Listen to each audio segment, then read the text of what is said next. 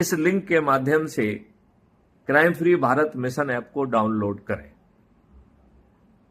हमें अपने ही ग्रुप में ऐसे हनुमानों को पहचानना होगा जिन्होंने अपनी शक्ति का विस्मरण कर दिया है। तो हमें गांव के लेवल का हनुमान, मोहल्ले लेवल का हनुमान, कस्बा लेवल का हनुमान, ब्लॉक लेवल का हनुमान, उप संभाग लेवल का हनुमान, जिला लेवल का हनुमान, संभाग लेवल का हनुमान, प्रांत लेवल का हनुमान, रीजन लेवल का हनुमान और देश स्तर के हनुमानों को पहचानना होगा। उन्हें उनकी शक्ति का एहसास दिलाना होगा और फिर उन्हें अपने स्वजनों को जोड़ने है अपने crime free Bharat mission app के माध्यम से।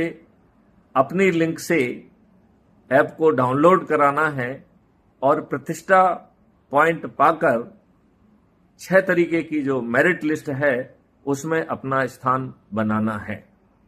यदि हम ऐसा कर पाए तो हमारी बिखरी हुई इच्छा शक्ति व ऊर्जा संगठित हो जाएगी। हम चंद दिनों में 100 करोड़ होंगे।